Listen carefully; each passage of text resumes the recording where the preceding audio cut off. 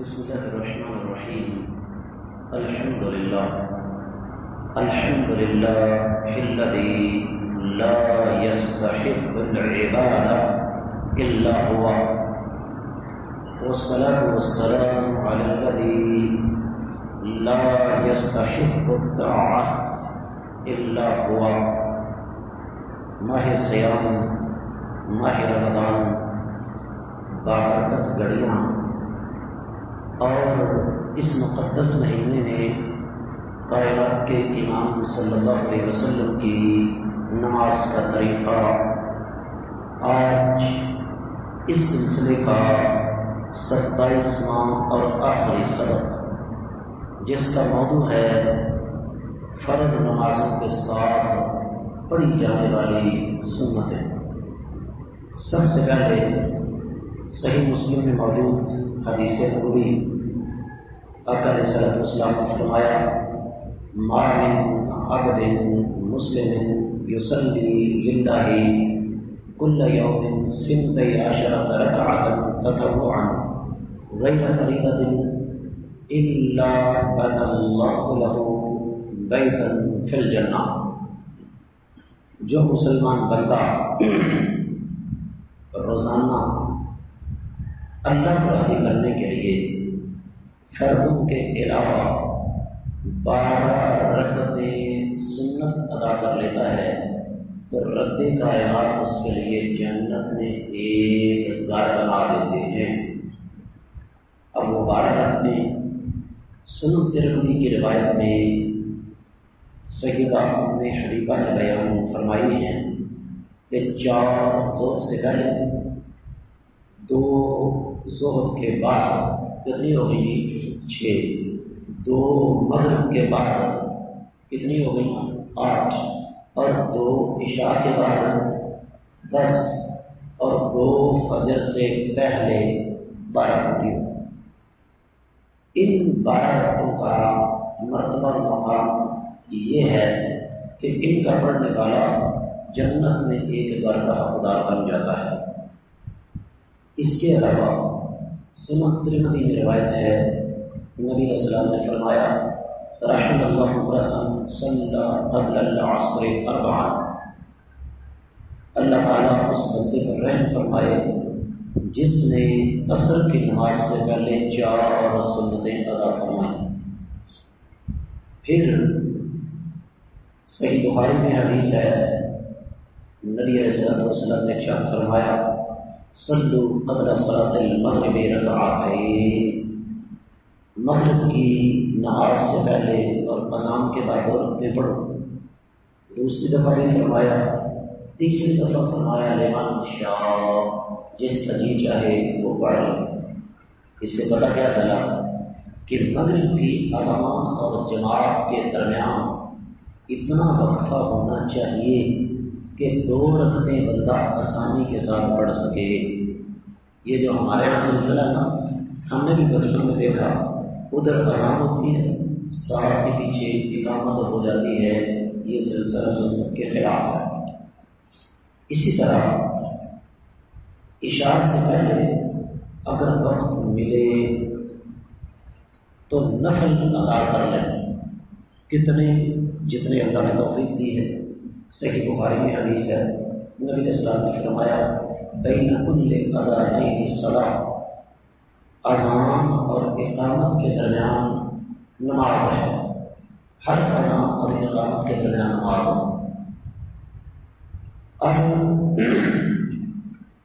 یہاں ایک ایسا مسئلہ ہے جو ہمیں نہیں بتایا گیا کہ فرض نماز کے علاوہ جتنی بھی نمازیں ہیں وہ 2 کر کے پڑھنا افضل ہے۔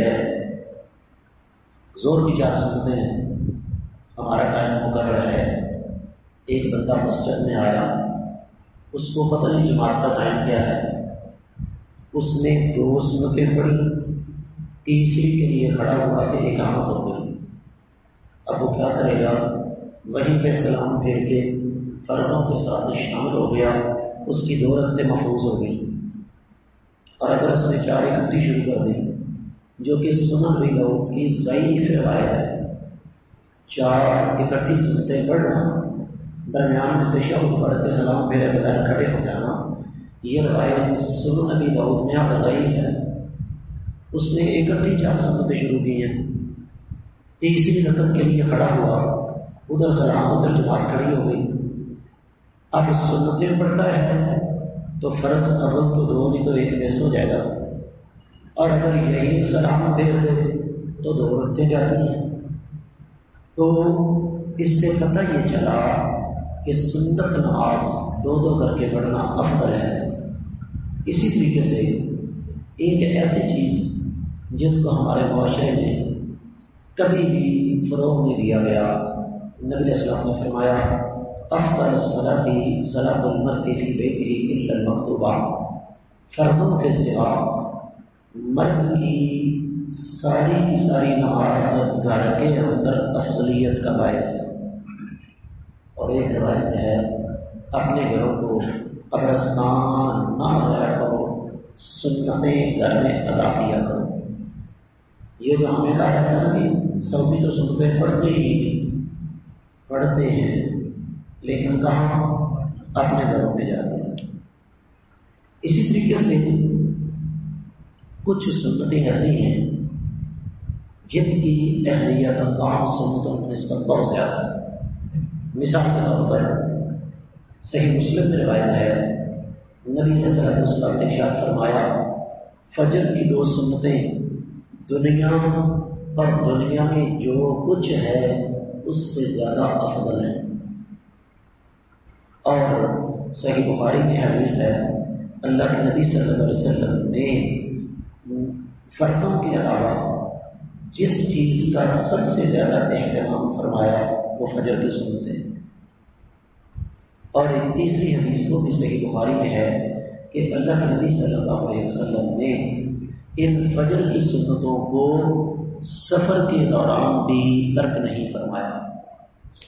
لیکن یہ 2 سنتیں اللہ کے نبی صلی اللہ علیہ وسلم چھوٹی اور ہلکی پڑھا کرتے تھے، جس طرح کہ صحیح مسلم میں ہے پہلی رکعت میں قل یا ایھا الکافرون اور دوسری رکعت میں اللہ کے نبی صلی اللہ علیہ وسلم نے قل هو اللہ احد پڑھی ہے۔ اس لیے فجر کی سنتوں کو لمبا کرنا یہ درست نہیں۔ اسی طریقے سے صحیح بخاری میں ہے اللہ کے نبی صلی اللہ علیہ وسلم جب فجر کی سنتیں پڑھ لیتے تو دائیں کروٹ تھوڑی دیر کے لیے لیٹ جاتے، سوتے نہیں تھے بلکہ لیٹ جاتے تھے۔ یہاں پر میں ایک اور مسئلہ سمجھانا چاہوں گا، اور وہ یہ کہ نبی علیہ السلام نے فرمایا اذا اقیمت الصلاۃ فلا صلاۃ الا المکتوبہ، صحیح مسلم میں حدیث ہے جب جماعت کھڑی ہو تو فرضوں کے علاوہ کوئی اور نماز نہیں ہوتی۔ اب اس کا مطلب کیا ہوا کہ اگر آگے جماعت کھڑی ہے، پیچھے میں سنتیں پڑھ رہا ہوں، نفل پڑھ رہا ہوں، وہ اللہ کے ہاں قابل قبول نہیں ہوگی۔ اور پھر اسی طریقے سے مسلم احمد کی روایت ہے کہ اللہ کے نبی صلی اللہ علیہ وسلم نے ایک شخص کو دیکھا کہ اقامت ہو رہی ہے اور وہ پیچھے 2 رکعتیں پڑھ رہا تھا۔ نماز سے فارغ ہوئے تو کہتے ہیں کہ ہم نے جا کر اس آدمی سے پوچھا کیا معاملہ تھا۔ اس نے کہا کہ اللہ کے نبی صلی اللہ علیہ وسلم نے مجھے فردوں کے دوران سنتیں پڑھنے سے منع فرمایا۔ اور پھر سیدنا عبداللہ بن عباس سے روایت ہے، فرماتے ہیں کہ ایک آدمی صبح کی اقامت ہو گئی، فجر کی سنتیں پڑھ رہا تھا، تو نبی صلی اللہ علیہ وسلم نے اس کے کپڑوں کو پکڑ کر کھینچا اور فرمایا یہ معاملہ درست نہیں ہے۔ اور یہ عقل کی خلاف ہے۔ نماز کا ایک رکن کیا ہے؟ پوری توجہ۔ اب جو بندہ سنتیں پڑھ رہا ہے، آگے فرض نماز کھڑی ہے، اس کی توجہ سنتوں میں رہے گی، وہ تو منٹ فیل کرے گا کہ جلدی جلدی پڑھ کے آپ کے ساتھ شامل ہو جائیں۔ اسی طریقے سے اگر فجر کی سنتیں رہ جائیں تو فجر کے فرضوں کے بعد پڑھی جا سکتی ہیں، سنن ترمذی میں حدیث موجود ہے، اللہ کے نبی صلی اللہ علیہ وسلم نے فجر کی نماز پڑھائی، ایک صحابی نے اٹھ کے دوڑتے پڑھی، آپ نے اسے بلا لیا، فرمایا یہ کیا؟ تو اس نے کہا کہ بات اصل یہ ہے کہ میری فجر کی سنتیں رہ گئی تھیں، میں وہ ادا کر رہا تھا۔ اللہ کے نبی صلی اللہ علیہ وسلم نے فرمایا تب کوئی حرج والی بات نہیں ہے۔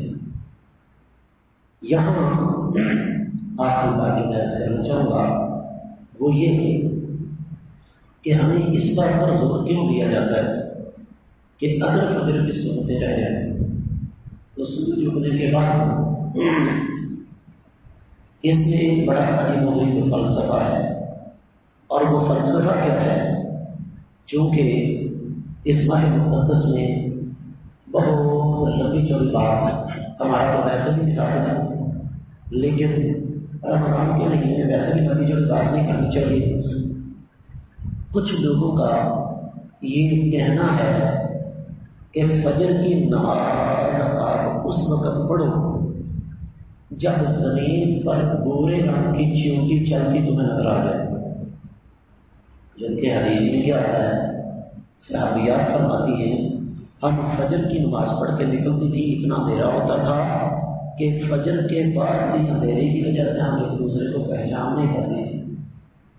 ابھی فجر پڑھ کے ہم نکلے ہیں، 12 منٹ چل رہا ہے یہ درس کا، ظاہر بات ہے فجر میں 10-12 منٹ لگ گئے، فجر کے بعد ہم نے درس دیا 13-14 منٹ یہاں بھی لگ گئے، کم و بیش 25 منٹ آدھا گھنٹہ تو ہو گیا۔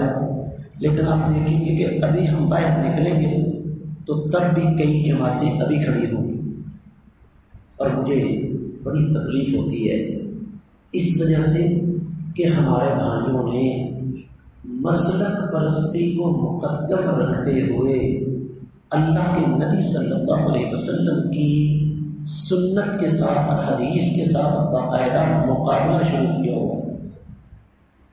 ظلم کی انتہا ہے، اور اس کا ثبوت ہے آپ جا کر بات کریں کہ حضرت کیا فجر کے فرض کھڑے ہوں تو سنتے پڑھ لینا چاہیے؟ نہ خبردار، سنتے پڑھو پہلے، اور کہتے بلا کیا ہے اگر تمہیں پتا ہو کہ تمہیں دوسری رکعت مل جائے گی فرضوں کی تو سنتے پیچھے پڑھ لیا، یہ سنت کے خلاف ہے۔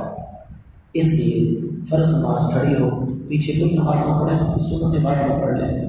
جہاں تک اس بات کا تعلق ہے کہ وہ یہ کیوں کہتے ہیں کہ سنتیں سورج اگنے کے بعد پڑھو، جب آپ فجر کو روشنی پھیلنے کے بعد پڑھیں گے تو فرض پڑھتے ہوئے سلام پھیرنے کے بعد سورج نکلنے والا ہوگا، اندر باہر ہوگا، اور ظاہر سی بات ہے جب سورج اندر باہر ہو تو کوئی بھی نماز پڑھنے سے گریز کرنا چاہیے۔